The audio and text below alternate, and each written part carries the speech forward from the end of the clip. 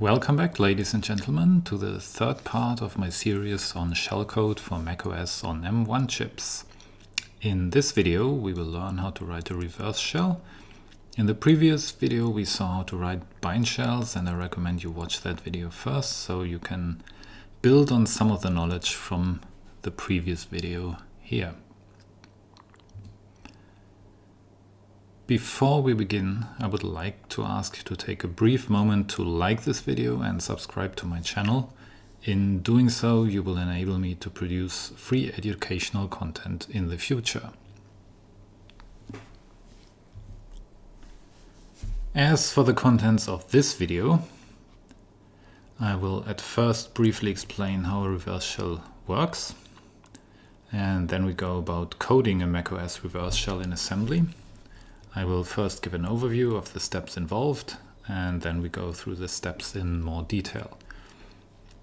You will see that several steps are the same as for the bind shell, but I will still explain them to keep this video self-contained. And finally, as we did with the bind shell, we will see how to remove null bytes from the reverse shell. We wish to get rid of null bytes because shellcode is often delivered to the target in the form of a null-terminated ASCII string, and having a null byte in our shellcode might truncate the code before it gets executed. So, how does a reverse shell work? Just like the bind shell from the previous video, a reverse shell provides an ethical hacker, such as yourself, dear viewer, with a backdoor to execute commands on a target machine. And before we actually launch the reverse shell, the attacker, so we, must start a listener on our own machine. For example, we can do this using netcat or metasploit.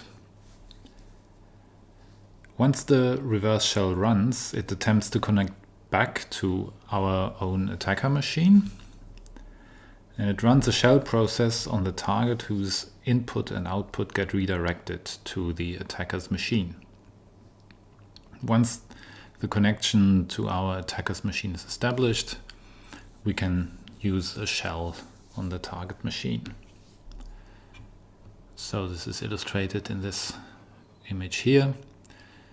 The target tries to connect back to our machine, so it's the opposite direction to what happened with the bind shell, where the target had a listener running and waited for us to connect to it. And here it is us who have the listener running and wait for the target to connect back to us.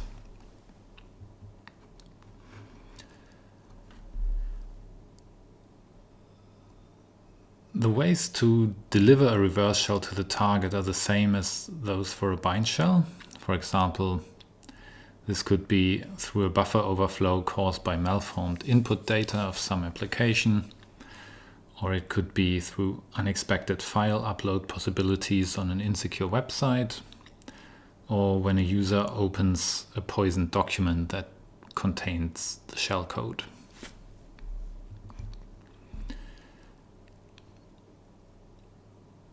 The shellcode is often delivered to the target in the form of an ASCII string, and in many programming languages, most famously C, the end of a string is indicated by a null byte.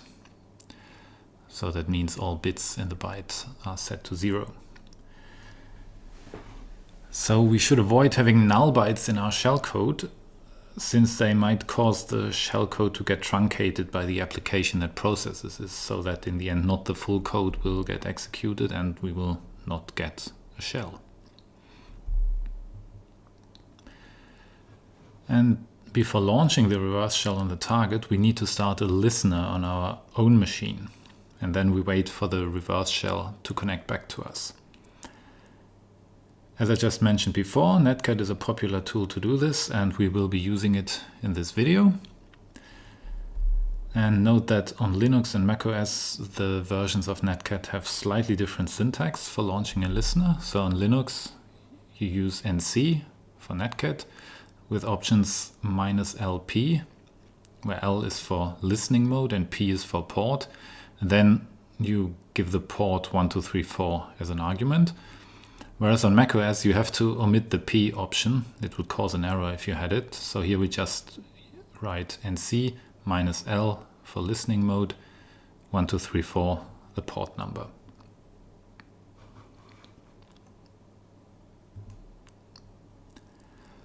Let's now get an overview of the steps required to write a reverse shell. And as I mentioned before, some of these are identical to the ones we used for bind shells, so it will be familiar to some extent. First, we create a socket, which in the BSD network API is an abstraction for a communication endpoint. And internally, the operating system treats a socket very similar to a file. Then we connect the socket to a remote IP address and port. In this case, the address of our own attacker machine and port 1234, simply because it's not a common port, not a port for some well-known internet service, and it is also easy to remember. So there's no deeper meaning behind this number 1234. And then the next two steps, 3 and 4, are identical to the last two steps for the bind shell. Namely, we duplicate the socket descriptor for our remote address to the standard input, standard output, and standard error file descriptors. And in this way, input and output of the shell on the target machine will be redirected to our own machine via the socket we created in the first step. And finally, we execute the shell on the target. And via the redirected input and output file descriptors, this shell gets sent to our attacker machine. Here we use the Z shell located at /bin/zsh because this is the standard shell on macOS, so this seems to be the most reliable choice for our shellcode.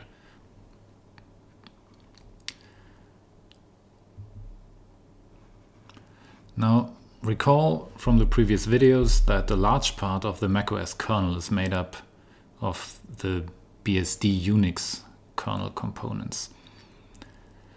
And all of the steps to create a reverse shell can be realized in macOS by BSD system calls. In the video on bind shells, I already showed you how to find the numbers of system calls and further information on them. So, in particular, you can go to this link and find the Apple kernel source code and look up system call numbers there. And here the system calls we will use are the following. First, the socket call, number 97, which creates a new socket and returns the socket descriptors. Then, and this is a change from the bind shell, so for the reverse shell, we then use the connect system call, number 98, which connects a socket, so the socket we created in the first step, to a remote IP address and port. And then we use the dup2 system call, number 90, to duplicate our socket descriptor to the standard input, standard output, and standard error file descriptors. And finally, we use the execve system call number 59 to execute a command, namely the shell in our case. And now we will study each of these system calls in detail and the arguments we will provide to them in order to get our reverse shell together. And while doing so, we will implement these calls in assembly. New socket is created with the socket system call 97.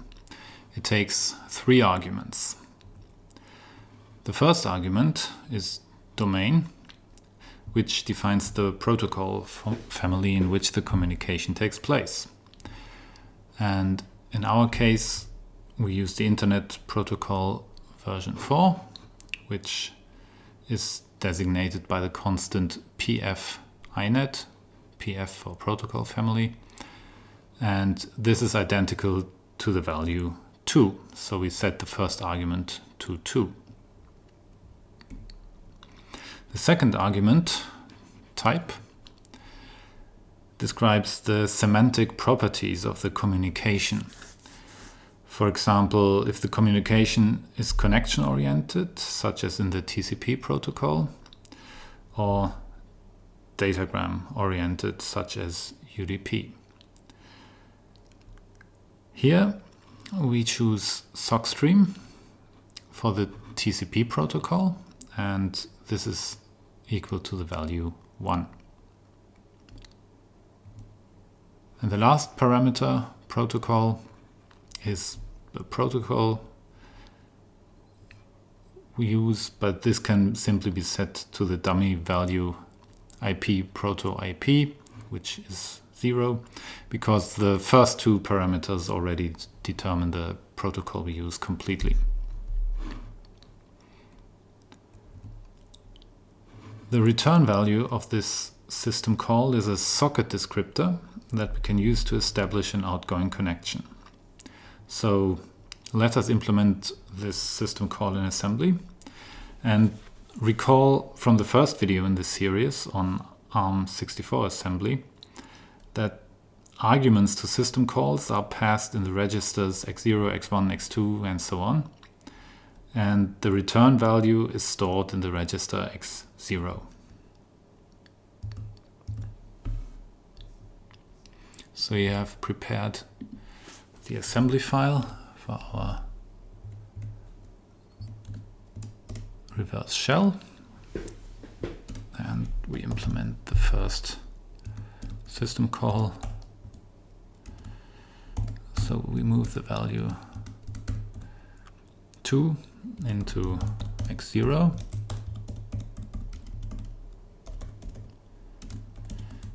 This is the address family pfinet. Then we move the value 1 into x1 for the second argument.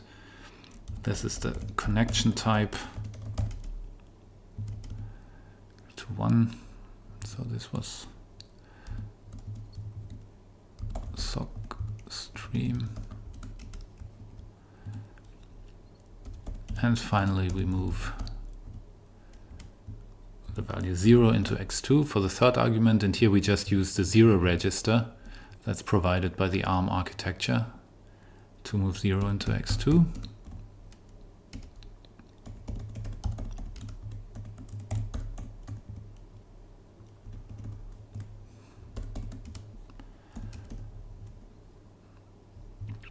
And now to set up the system call, we move the system call number into the register x16. This is 97.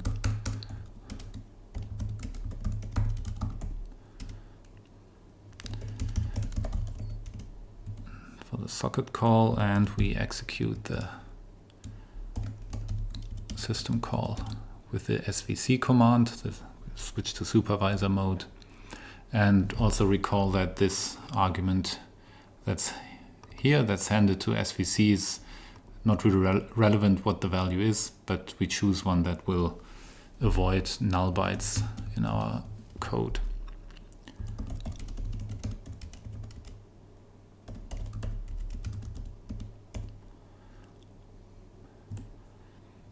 The return value is in x0, so our socket descriptor will be saved in x0 after this kernel call, and we save x0 in register x19.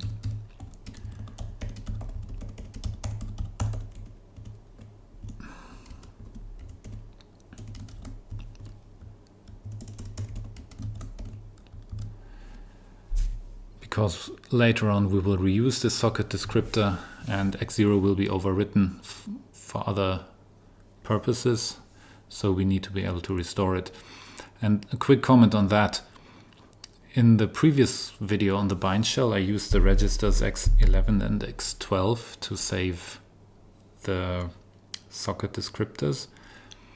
And that was actually not such a good idea, because these registers x11 and x12 and up to x18 are not considered to be preserved by function calls or system calls. So I didn't really have a guarantee that they wouldn't be overwritten by any of the system calls I executed during the program flow. But by convention, registers from x19 onwards are to be preserved by function calls and system calls. So here I should expect that if I save x0 to x19, that it will not be overwritten by any of the system calls I perform here. However, luckily it turned out that even with my previous bind shell implementation, neither x11 nor x12 actually was overwritten, so it still worked without any problems. But in general, it's probably better to stick to the conventions and use registers that are considered safe under function executions. Okay, so here we have our socket system call. It's actually exactly the same as we did for the bind shell. And now let's go on to the next system call. The connect system call, this one we did not have for the bind shell. It is number 98. And we use it to connect our socket that we just obtained to a remote IP address and port. So it has 3 arguments again. The first argument is a socket descriptor, so we simply use the socket descriptor returned to us by the socket system call from the previous step.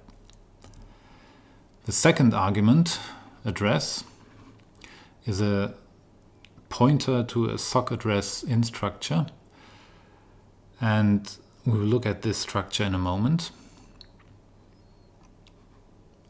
So I should have written a pointer to a sock address in structure to be really precise. And the third argument, address len, is just the value 16 because it's the size of this sock address in structure. And this size is fixed to 16 bytes, so we can always set this one to 16. So now let's look at how the sock addr in structure is built. And we can look this up in the kernel source code, as I showed you when we implemented the bind shell. So I'm not going to do that again, but here's the link if you want to look it up again. And this is what it looks like. So the first byte, the lowest order byte in this structure, is sin leng, just 1 byte. It is not used, and we will just set it to the dummy value 0. And it's interesting to note that this is a point where Linux and BSD are incompatible, as this sin len field is missing in Linux. So if you want to port your code from BSD to Linux or from macOS to Linux, make sure to adjust this data structure by removing its lowest order byte. Next, the second element, sin family, is 1 byte long, and it contains the value of the protocol family. And just as in the socket call, we will set this to the value 2, which corresponds to the PF inet constant for the internet protocol. The third argument, sin port, is 2 bytes long, and it will be set to our chosen port number 1234. Now the fourth argument, sin addr, contains the IP address that we want to connect to, which for the sake of this demonstration will be my own IP address, which is 10.0.0.5. And accordingly, the sin addr field is 4 bytes wide. And it's important to recall that even though macOS uses the little endian convention to store data, in this sock addr structure here, we have to use the big endian convention because this is required by the TCP protocol.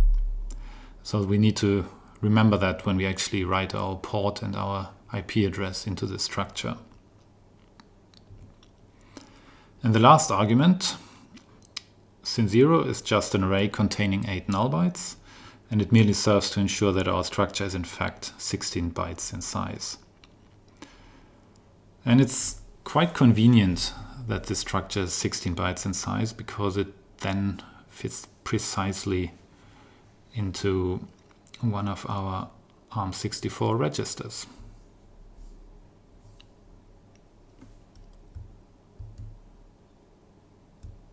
So we'll implement the system call for connect.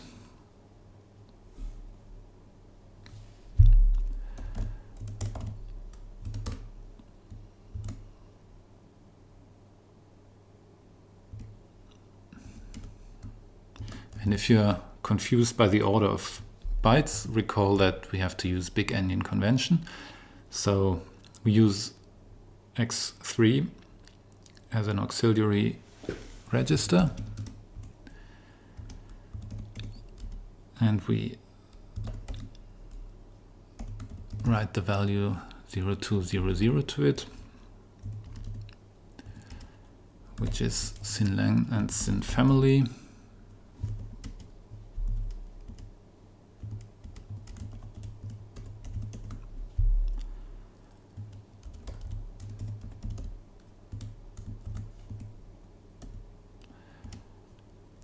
Then we use the move k instruction, so we preserve the value in x3 that is already in there, and we can shift additional 16-bit values into a higher order bytes of this register.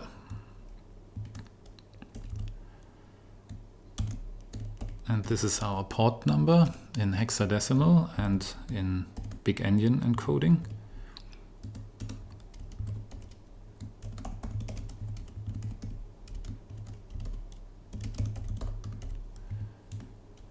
And now we move the IP address into the register, also in big endian.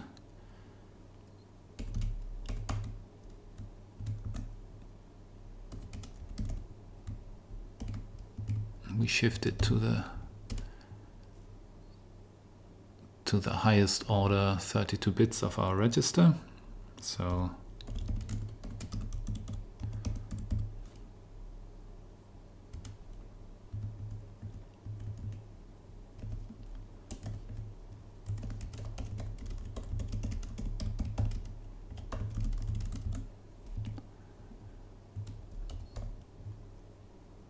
that was the first half of the IP address. Now comes the second half.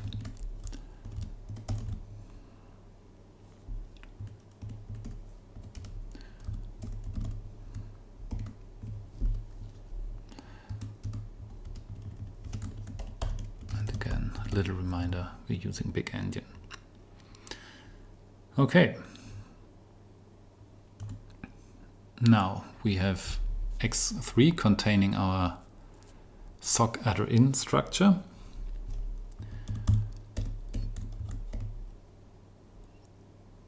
And we push it to the stack now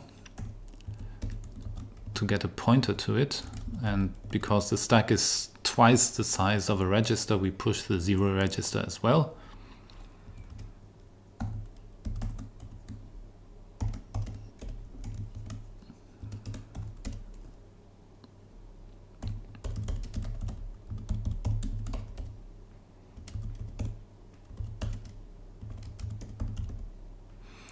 And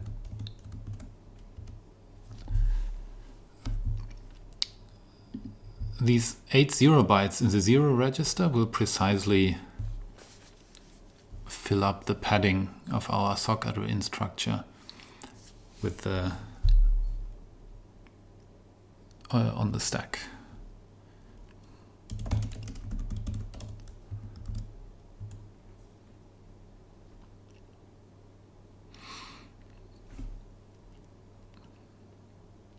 So apologies when I said before that a 16-byte structure fits precisely into one of our registers. I should have said it fits precisely into one stack entry.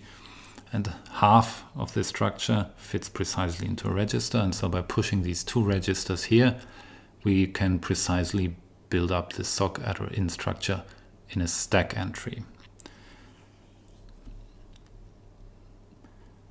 Okay, now we have it on the stack, and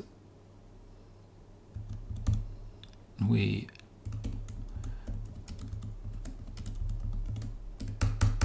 move the stack pointer into x1 by adding 0 register to it.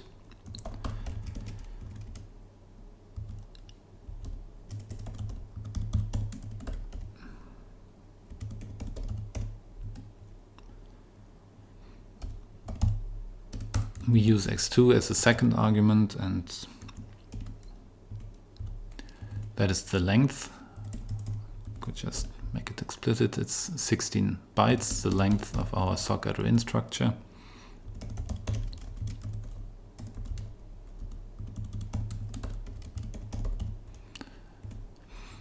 And x0 should contain the file descriptor, and we recall that it already contains the file descriptor because the last thing that happened before we prepared our arguments for the connect call was to get a socket descriptor, and this is written into x0. Since then nothing has happened to x0, so it still contains the socket descriptor.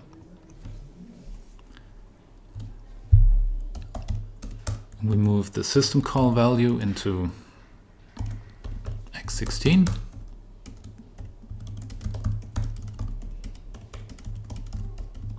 It's number 98.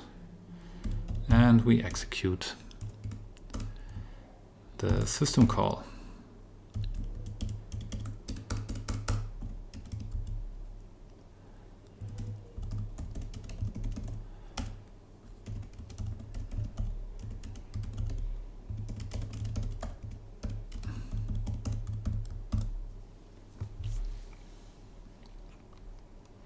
Okay, so this is our implementation of the connect system call. And next we redirect input and output to our socket, and we use the dup2 system call for that, which is number 90. It has two arguments, fd and fd2. The first one, fd, is the file or socket descriptor that we wish to duplicate. So in our case, this is the socket descriptor obtained from our initial socket call. The second argument, fd2, is the number we give to the duplicated file descriptor. And we will use dup2 for each fd2 equal to 0, fd2 equal to 1, and fd2 equal to 2. So that all data directed to any of these file descriptors will be redirected to our socket. And we implement this as well.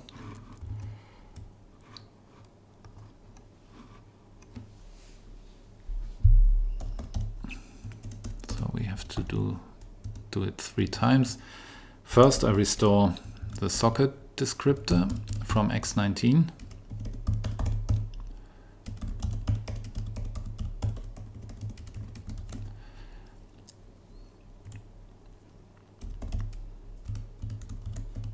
Then I move the value of the file descriptor that we want to duplicate to.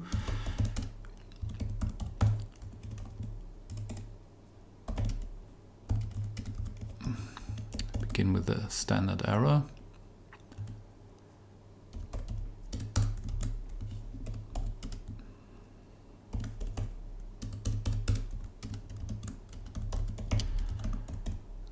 I move the system call number into register x16 for the dup2 system call, and I execute the system call.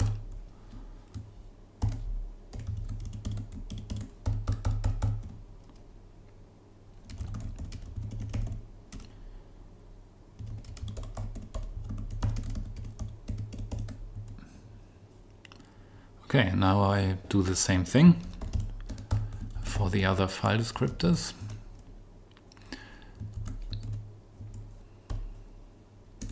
So after each system call, I expect x0 to be overwritten by the return argument. So I have to restore the socket descriptor every time.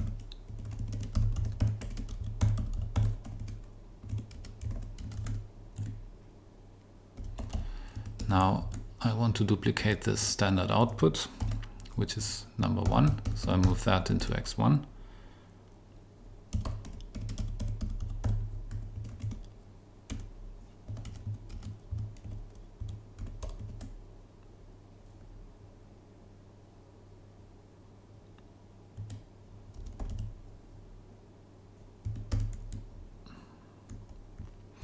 And yes, x16 has not been overwritten by the previous system call, so I don't have to set that one again. I just execute the kernel call again.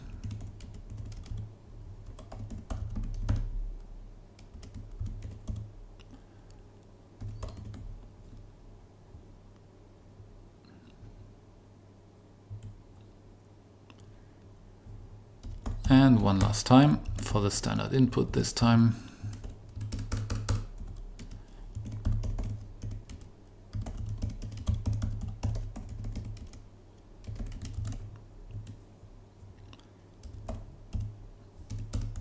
Now I move 0 to the register x1, which is the standard input.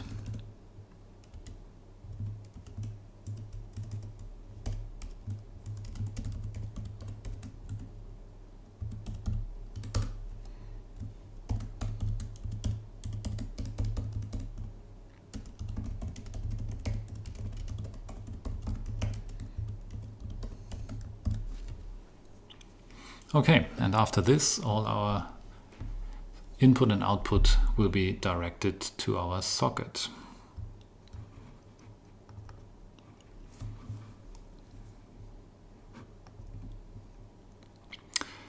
Now everything is set up and we can start our shell, and we do this using the execve system call 59. Now the arguments here are a bit more intricate than with the previous system calls. The first argument, path, is the full path name of the binary file we wish to execute. So here we run the macOS standard shell, which is the Z shell, and it is located at /bin//zsh.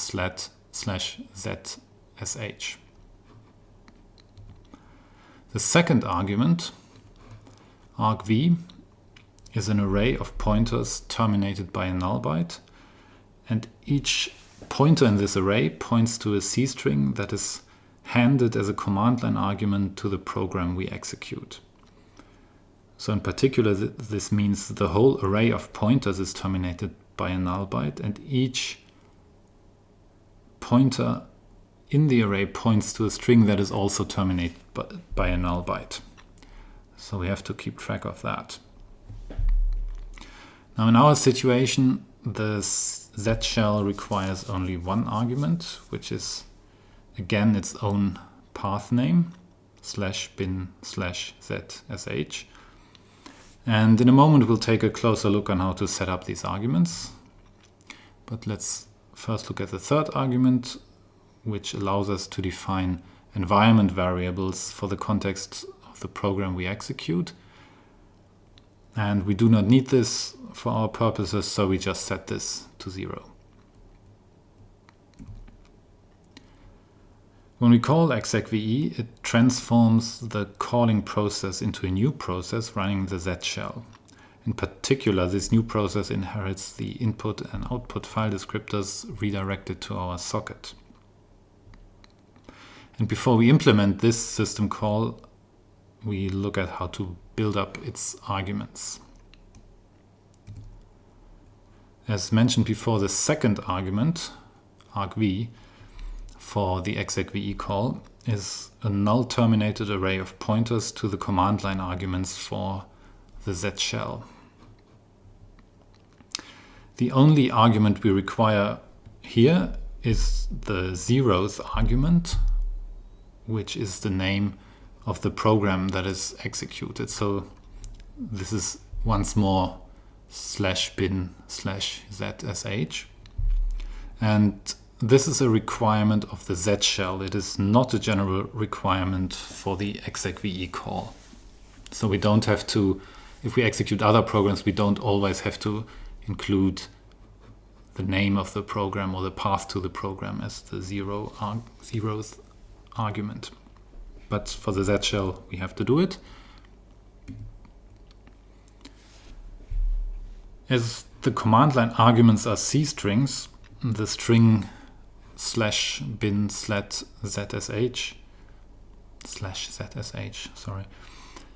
is null terminated in our assembly implementation, and also the array argv of pointers to the arguments must be null terminated.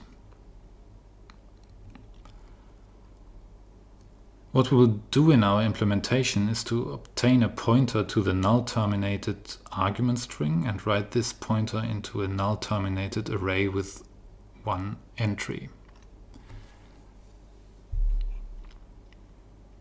We will do this on the stack, and then we obtain a pointer to this array of pointers by copying the stack pointer. The value is then handed to execve as the second argument, argv. So let's see an illustration of this. So here we have our stack growing upwards to the lower addresses, our stack pointer pointing to the top of the stack. And we have the registers x0, x1, x2 for the arguments of the execve system call, and we use x3 as an auxiliary register. And in this first step that we see here, we load the string /bin/zsh into x3. And in the next step, we push x3 onto the stack together with the 0 register xzr. So what happens is we have the string /bin/zsh in the first half of the stack entry and null bytes in the second half. And now this string here is precisely 8 bytes long, so it precisely fits into the first half of the stack entry, and as I said, the 0 register fills up the second half of the stack entry. And these are all null bytes, so the first of the null bytes contained in the second half will actually be the terminating null byte for this string if we take it as a C string. So this is quite a convenient construction to be able to set it up like this in one push. In the next step,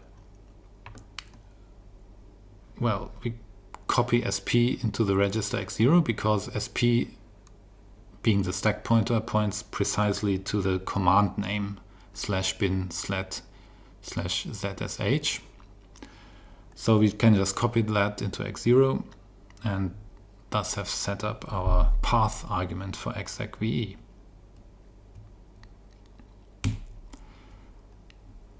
As we learned a minute ago, this path also needs to be used as the first argument for the Z shell, that is the index 0 in the argv array. So we simply push x0 together with the 0 register again to the stack. And again, the 0 register, filling this with null bytes, provides the terminating null byte for the argument string this time, or the argument array, I should say, not argument string. So this pointer here actually points precisely to the stack entry below it, because it's just x0 pushed again onto the stack. I did not draw an arrow here from this entry to this entry to not clutter up the figure here. But be aware that this pointer here is precisely the same as this pointer here. By construction, the location of the argument array is now given by the stack pointer, pointing right here. So we copy the stack pointer into x1 and use it as the second argument for execve. And finally, we set x2 to 0 because we do not use environment variables for our execve call. And now we're going to implement this.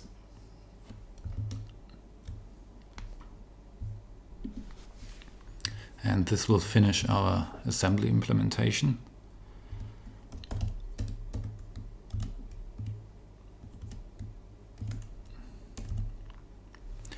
Now I directly converted the string /bin/ZSH into hexadecimals. You can verify that if you like.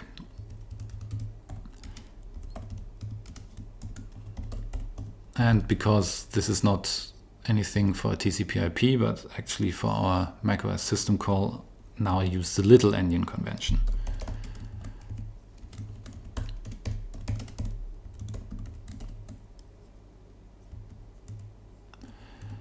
And as usual, filling up a register takes 4 moves, because it's 64 bits wide, but we can only move 16 bits at a time.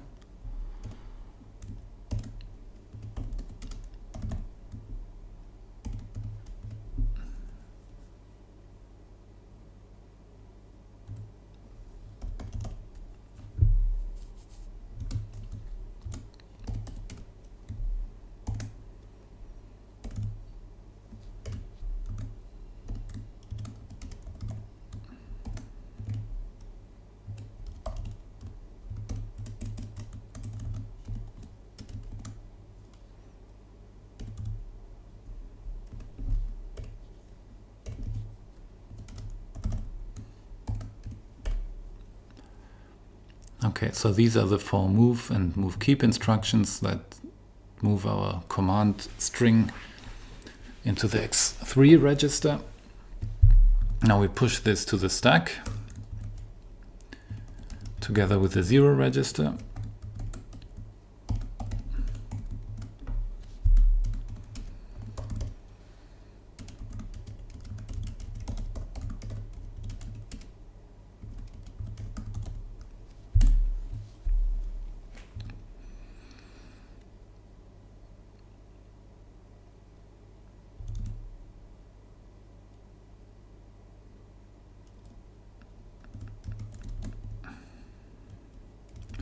We save the stack pointer to the 0 register.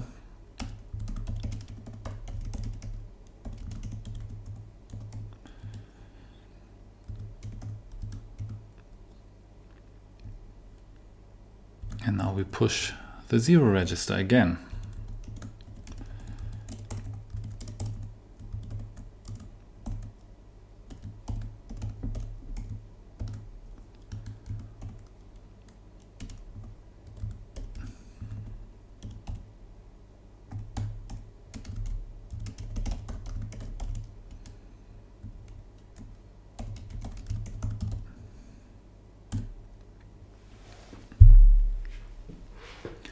Now we move the stack pointer into x1.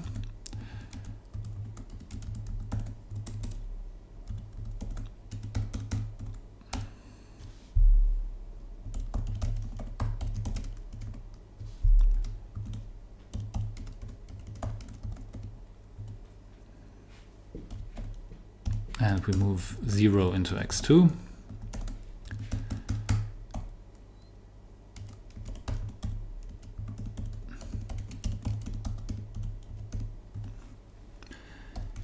We move the system call number into register x16, which is 59.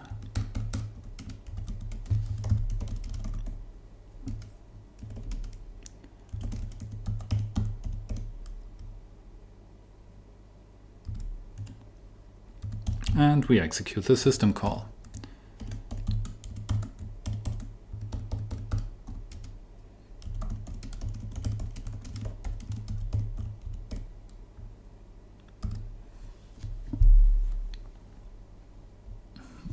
that's it.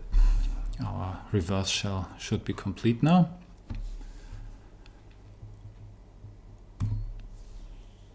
So we got the shell together and we can test it, and recall from the first video in this series that the commands to assemble and link our shellcode are the following: AS to assemble our assembly source file into an object file, and then LD with a whole bunch of parameters to create an executable binary file. And this is actually a typo. This should not be ASM, this should be .o.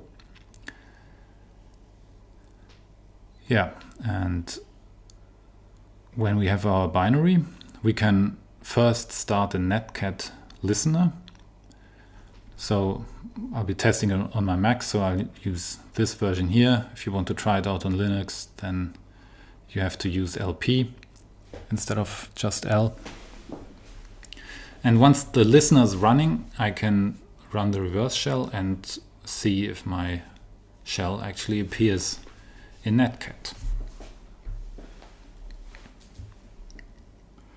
So let's try this out.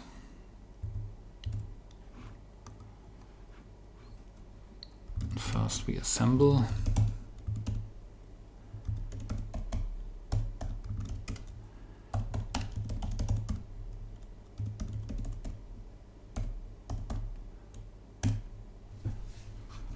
So far so good. Now we link.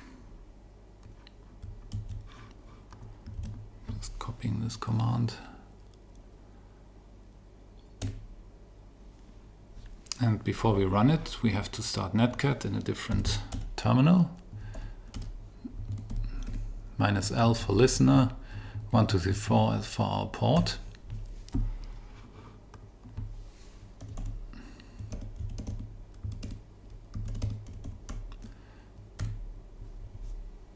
Okay, reverse shell ran. We didn't see anything happening here, but that's just the nature of macOS's netcat. So I want to execute a command, and indeed we get an output, which means our shell works. So I tried uname A, it shows me what type of machine I'm working on, and the fact that I can execute commands shows me that the shell works. And if I terminate the shell here, I also see that it terminates in the other window.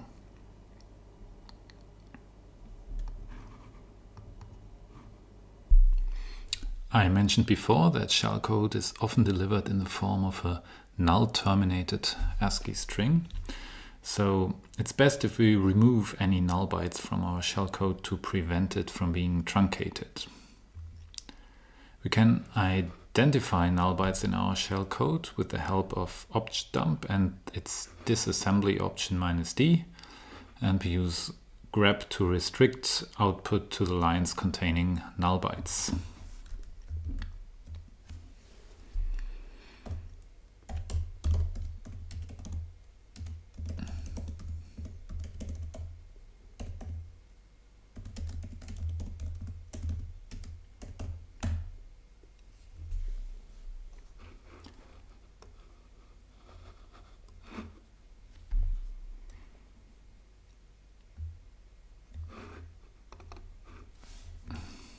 So we find 5 occurrences of null bytes, which I've copied down here.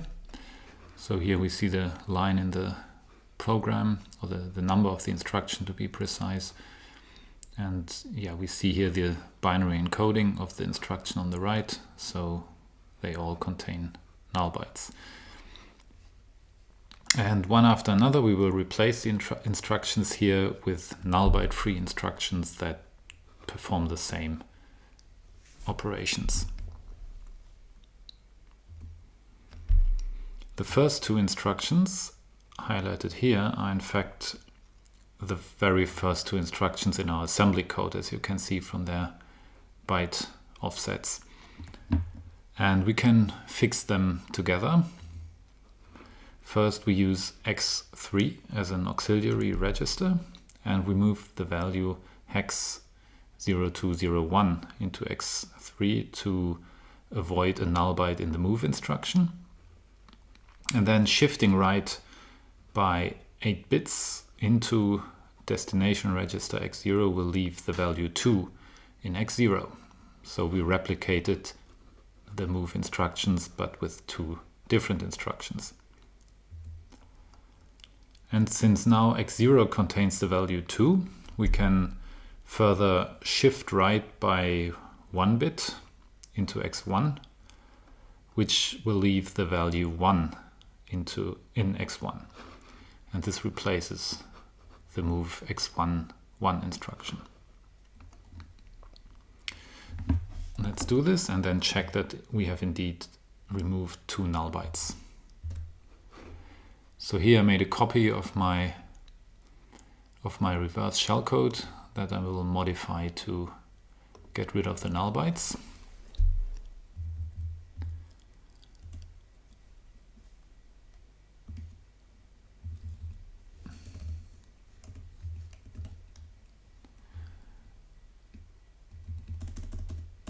So first I will move hex 0201 into x3, and then I will shift by 1 byte or 8 bits into x0. So I put a star here in all the comment lines where I've changed the code to make it null byte free. And then I replace this move instruction here by another shift, left shift from x0 into x1 by 1 bit.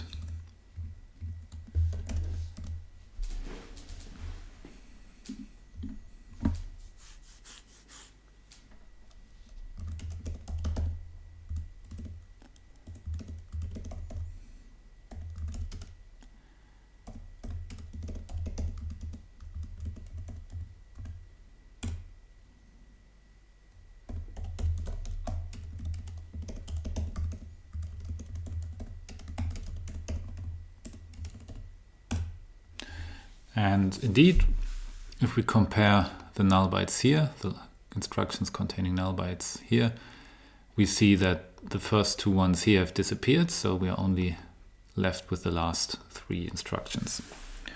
And now we make sure to get rid of those.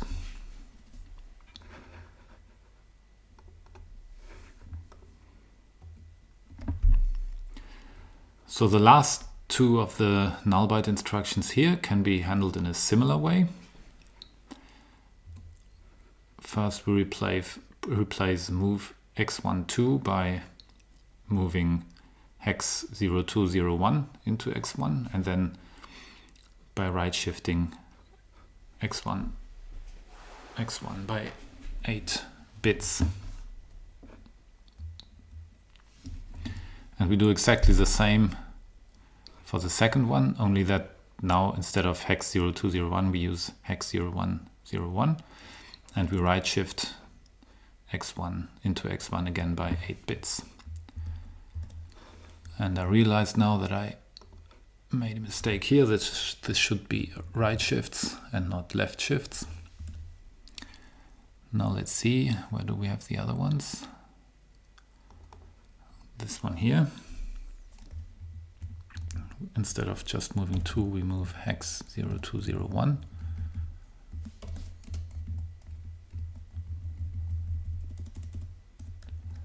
And then we do the shift. Now correct a right shift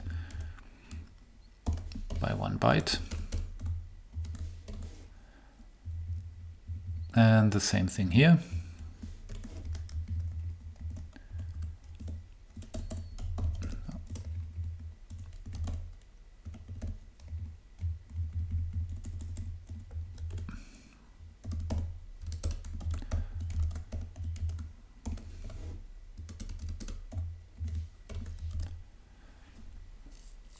And another right shift to move 1 into register x1.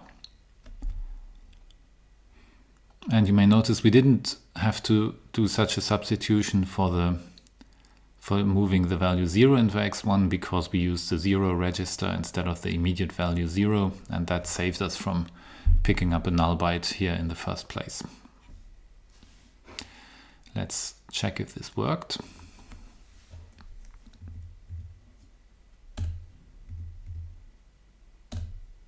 Yeah, it worked. So the last two null byte instructions here have disappeared and no further null bytes were picked up by the new instructions. So we're only left with this instruction here.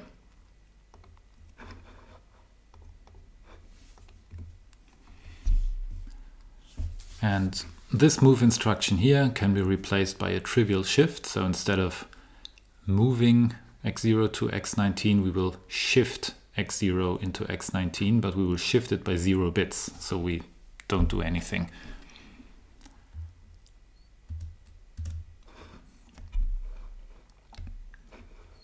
That was here. Here it doesn't really matter whether you use a left or a right shift, because as I said, you don't really do any shifting anyway. And we save the socket descriptor with a left shift now. Let's verify that this works. Yeah, so there are no null byte instructions left, and indeed our shellcode is null byte free now. So we've confirmed with object dump that we have no null bytes left, and we can do another netcat test to confirm that the shell still works.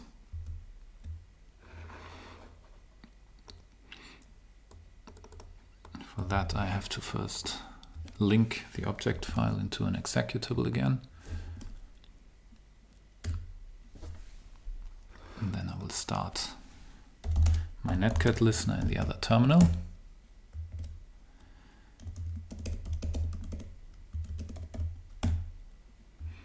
Start my reverse shell and check if I can execute commands here. Yes, it works. So yeah, executing the command uname a worked, and our shell works even in the null byte free version.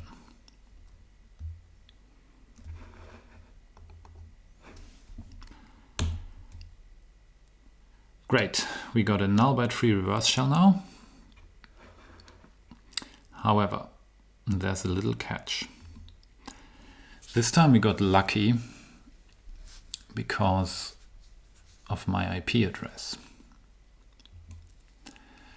Surprising as it is, my IP address, which has 2 zeros in it, did not cause a null byte to appear in the shellcode when we built the sockadder structure in register x3. So let me quickly recall that. That was this piece of code here where we pushed the address family, the port number, and then the IP address into register x3. And then we stored x3 together with the 0 padding on the stack, and this was our sockadder in structure. And yeah, you might think that with 2 zeros in your IP address, that could easily cause a null byte in your code, but apparently it didn't. And to understand why that is, and especially if other IP addresses could cause null bytes, we look at the binary encoding of the move-k structure, move-k instructions that we used in storing this sockadder in structure. And binary encodings for ARM64 instructions can be found in the ARM architecture reference manual, which I will link in the description box below the video. And this is a massive 8,000 page document. But don't let that scare you, because for our purposes we only need the first 3,000 pages of this document.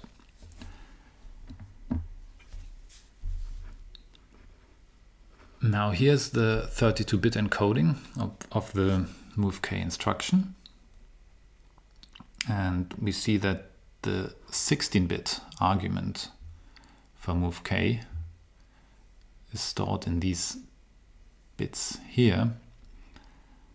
And it is in fact not aligned with the byte boundaries within the move-k instruction. So if we look at it, here we have the 4 bytes making up the instruction, and the 2 bytes making up our 16-bit argument. Their byte boundaries are not aligned with the byte boundaries of the instruction bytes. So in fact, this argument here overlaps with bytes 0, 1, and 2. And let's look at the individual bytes in the instruction now and see when null bytes could occur. So byte 0 consists of the lowest 3 bits of the input here and the encoding of the destination register. And this can only become null if we choose x0 as a destination register, because then these would all be 0. And well, if these lowest 3 bits of the input are 0. But in our code, we can control with which register we actually use as destination register, and we simply use a different one than x0. So we used x3 so we could prevent the bits here being all 0, and so we can avoid having byte 0 being a null byte. Now, the highest order byte, byte 3, clearly is not a null byte, because here we have some fixed values that encode the type of the instruction that we're using, and so this is never a null byte. Again, we can say that for byte 2, because byte 2 contains the 23rd bit, which is a 1, so no matter what we have here, byte 2 will never be a null byte. But byte 1 is a bit of a problem here, so this will be a null byte if the bits 4, 5, and 7 of the lower order input byte of our instructions argument are 0, and if bits 0, 1, and 2 of the higher order input byte are also 0 at the same time. Then all the bits in byte 1 will be 0, and we will have a null byte in our instruction. So, only byte 1 in the move k instructions encoding can become a null byte. And we can formulate this as a precise condition, which I call the null byte condition. And it's stated as that a 16-bit word consisting of a higher byte, which are bits 8 to 15, and a lower byte, which are bits 0 to 7, satisfies the null byte condition if the following two hold: that the bitwise AND of the lower byte and the hex value f8 gives 0, and at the same time the bitwise AND of the higher byte with the value hex 07 also gives 0.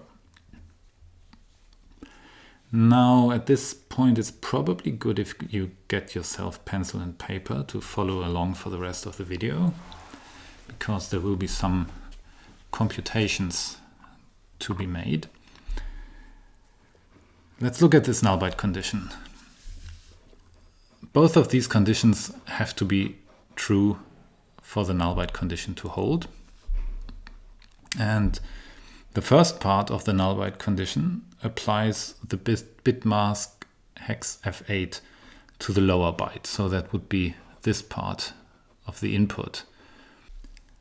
And the mask hex f8 lets the bits 4, 5, 6, and 7 of the lower byte pass, and it nulls out the bits 3 to 1, 0. And hence the bitwise AND here will be 0 if and only if all of these bits here, bits 4, 5, 6, and 7 of the lower byte, are 0. And the second part of the null byte condition applies the bit mask hex 07 to the higher byte. And this mask lets only the bits 0, 1, 2 of the higher byte pass. So that would be the 3 bits here in our move k instruction. and all the higher order bits are zeroed out by the mask. And hence the bitwise AND here will be 0 if and only if the 3 bits 0, 1 and 2 of the higher byte are 0. But together the bits 4, 5, 6 and 7 of the lower byte here and bits 0, 1, 2 of the higher byte make up byte 1 in the move k instruction. So these bits are all 0 if and only if byte 1 is a null byte, and we can say that byte 1 in the move k encoding is a null byte if and only if the 16-bit argument for move k satisfies the null byte condition, this one here. Let's test this for my IP address 10.0.0.5. So let's quickly look at our assembly code again. This was the part of the code where we build a sock_addr_in structure. And here these 2 lines are where we copy the IP address into x3. So we have 000A hex and 0500 hex as our 2 parts.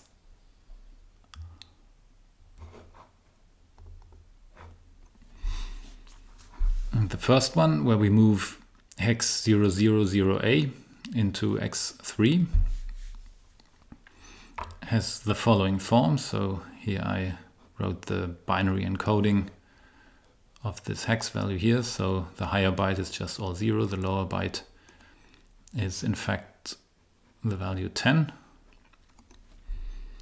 And recall that we use the big endian format for the IP addresses, so that explains why the value 10, the first part of my IP address, is actually appearing in the lowest order byte here. And applying the bit mask hex F8 to the lower byte will zero out this bit here, and it will let all of these bits here pass, but then only this bit will be set in the end. So this yields the value 8, which is not 0. So the bitwise AND of hex 0A with hex F8 gives 8, which is not 0. So the null byte condition is violated, even though the second part of the condition holds. So here we have just an all 0 byte, and applying the bit mask hex 07 to that, of course, gives 0, but we would need both of them to be 0 for the null byte condition to hold. And the second move k instruction, where we move 0.5 of our IP address into x3, has this form. So here the argument is 0500 hex. And again, I wrote it as binary values here. And applying the bit mask hex 07 to the value hex 05 yields 5. So that means we apply the bit mask to the higher byte, and we let these 3 bits here pass and zero out all of these, which are 0 already. So yeah, then nothing changes because these bits just make up the value 5, and we let all of them pass. So again, we got 5, which is not 0. So in this case, the second part of the null byte condition is violated. So again, we will not obtain a null byte in this encoding here. And that explains why my IP address is actually good. Even though 2 zeros appear here, it still doesn't cause a null byte, which in the end is due to the fact that these input bytes are not aligned with the byte structure of the instruction encoding. But of course, there could be other IP addresses that are not as nice as my own, that do produce null bytes. For example, try the IP address 7.0.0.8. And here we can check that the null byte condition holds by looking at the instruction encodings again. So first we move the part 7.0 into x3 in reverse order because of big endian. The first byte, the higher byte, is all zeros, so clearly that will satisfy the null byte condition. And the lower byte is not all zeros, it's the value 7, so the last 3 bits, the lowest 3 bits are set to 1, and the highest 5 bits are set to 0. But the bit mask hex F8 clears out those 3 bits here and would only let those bits pass, but they're all 0 to begin with, so again we get 0. So both conditions for the null byte condition are satisfied, so this instruction indeed will contain a null byte. And it will be this byte here, and we see all of them are 0. And we get another null byte by moving now the 0.8 part into x3.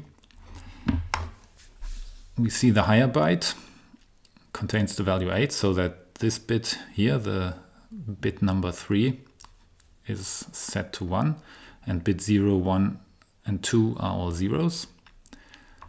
And the lower byte is all zeros, so clearly the first part of the null byte condition is satisfied, that the bit mask F8 applied to this part gives 0.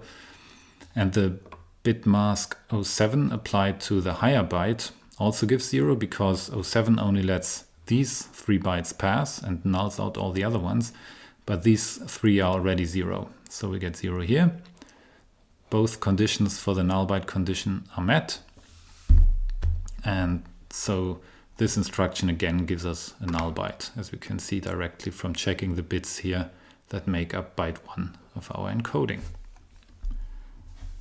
And I want to verify this with object dump. So I made a copy of our null byte free shellcode, but I replaced the IP address with this IP address 7.0.0.8. Okay, so it's the same assembly code, only here I changed the value that I write into x3 for a different IP address.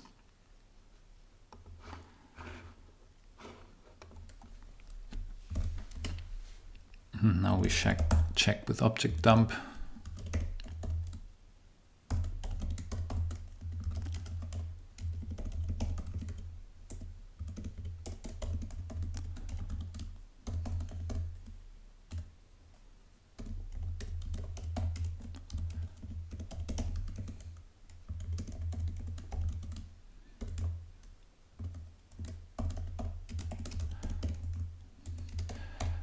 So I used the null byte free version of our shellcode, so in principle there shouldn't have been any null bytes in it, but I only changed the IP address now, so from what we just looked at on the slides, I expect 2 instructions with null bytes to come. And that's true, so it's precisely those 2 move instructions that I just replaced.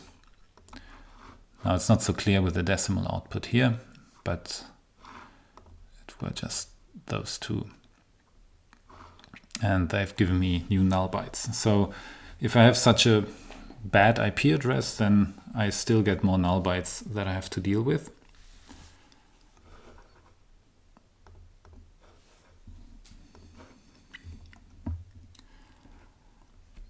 And as I said, 7.0.0.8 is a very unlucky IP address, because both move k instructions contain a null byte, and it could be possible that for other IP addresses such as 7.0.0.5 or 10.0.0.8 that only one of those 2 move k instructions contains a null byte.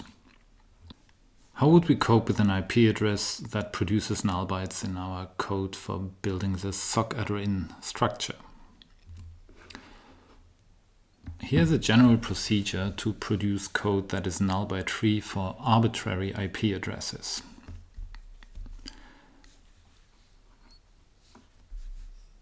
So the 4 bytes in our IP address will be denoted by L0.H0.L1.H1, where obviously L is for lower byte and H is for higher byte. And recall that the big endian convention reverses the order in which we write them to memory, so these names actually make sense. And in our example with IP address 7008, we would have L0 being 7, H0 being 0, L1 being 0, and H1 being 8. Now, in the harmless case that neither H1L1 nor H0L0 satisfies the null byte condition, we simply use this null byte free standard code when we build up sockattr_in. And you might notice that I changed the order a little bit as compared to our original assembly code, where I write the protocol family and the port number to X3 only after the IP address has been put there. And this is merely a cosmetic change to simplify the following explanations.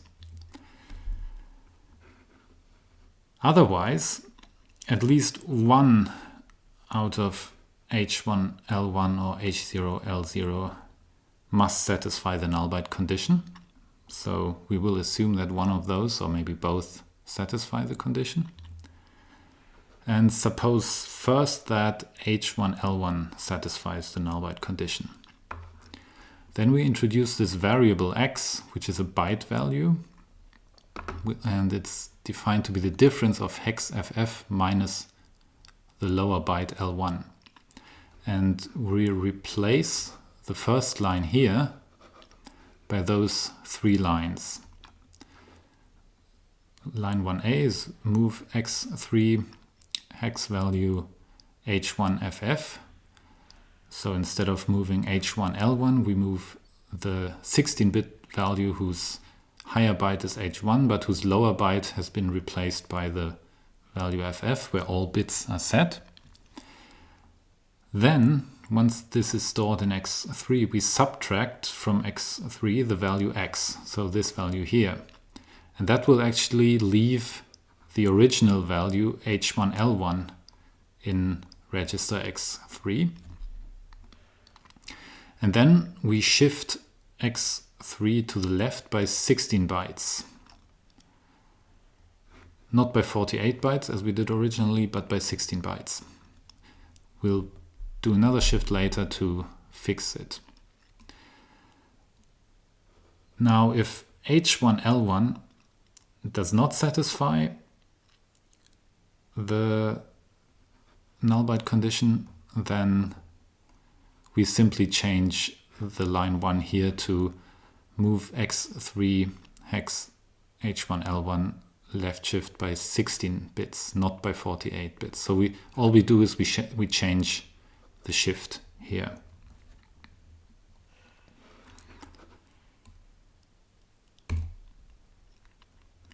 And now suppose that H0L0 satisfies the null byte condition.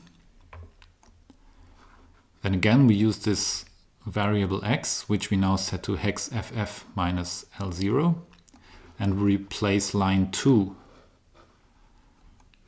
by the following. First, move k x3 hex h0ff, left shift by 0. Actually, we could omit this, doesn't matter, trivial shift. And again, we subtract the value x from x3.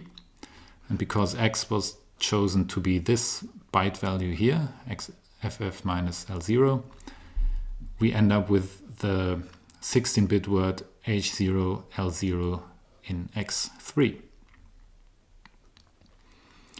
And if H0L0 does not satisfy the null byte condition, then we merely change line 2 to this, which is the same as before, but we remove the shift by 32 bits.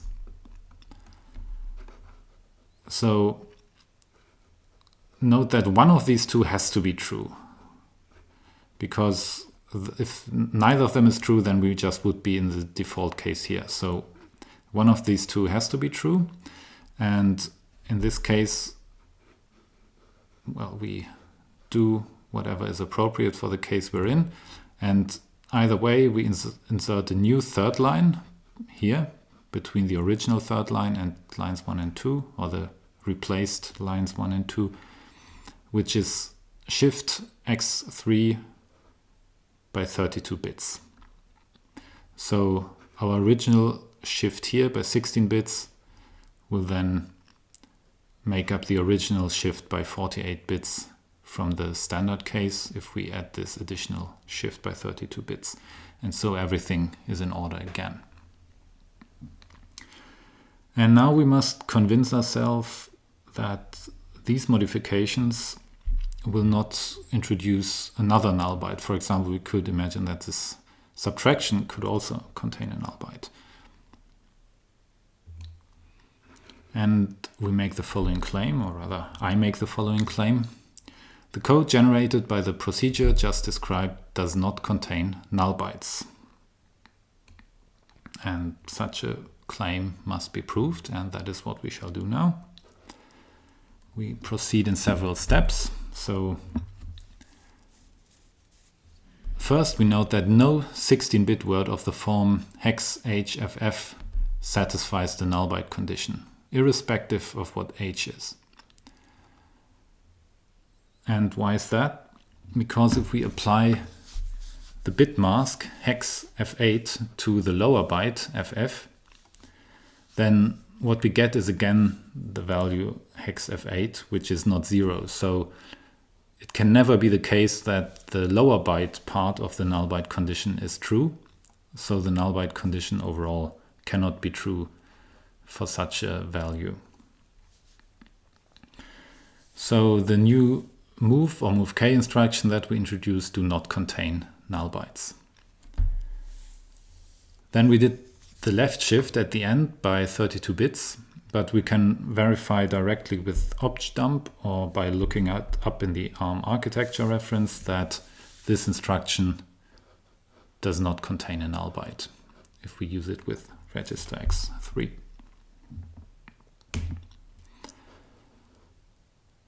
But what about the new subtraction that we introduced after the move k? We need to take a closer look at that, because its argument depends on the IP address that we're using. So it could be possible that we pick up a null byte here depending on what the IP address is.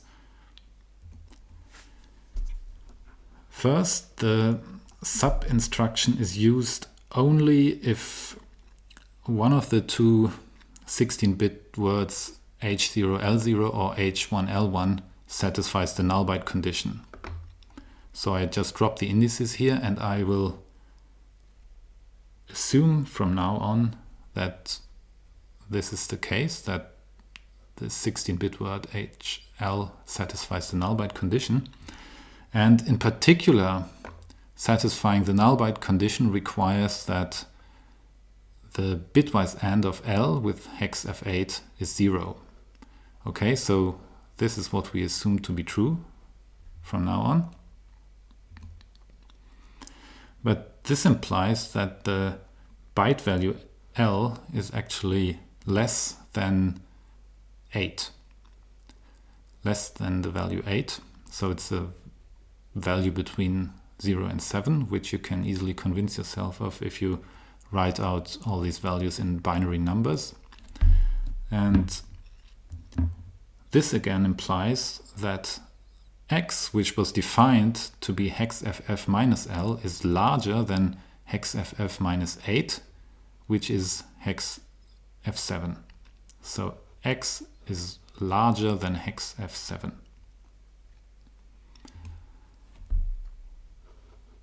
And since x is a byte value, a single byte value, and it is larger than hex F7, and since hex F7 has bits 4 to 7 all set to 1, it follows that also x must have bits 4 to 7 equal to 1.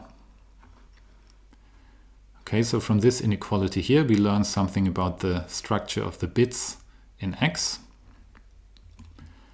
And now we look at the ARM64 encoding of the sub instruction. So similar to the move k instruction, we see that byte 3 can never be a null byte, so we can ignore this part. Byte 2 and byte 1 could be null bytes, depending on what we have here for this SH or for this 12-bit input value or the source register encoding. So these two are problematic.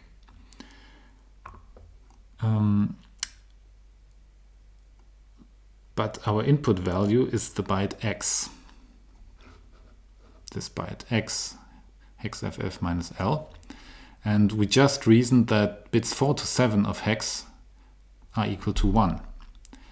But if we look at it closely, we find that the bits 4 to 7 of the input argument x are precisely bits 14, 15, 16, 17 of the byte encoding of the sub instructions. And this means that in our situation, both byte 2 and byte 1 will always have at least 2 bits set to 1.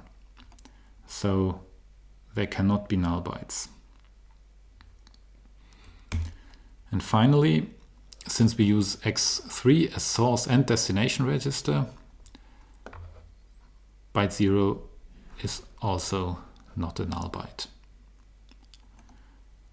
And in conclusion, we find that the sub instruction cannot contain a null byte, and this concludes the proof that our modified code for storing the sock_in structure does not contain null bytes. So let's verify this again. I have another copy where I modified the code for building up the sock_in structure here. Again, this bad IP address, but I made the modifications according to the procedure I just described. So let's check if this one has null bytes.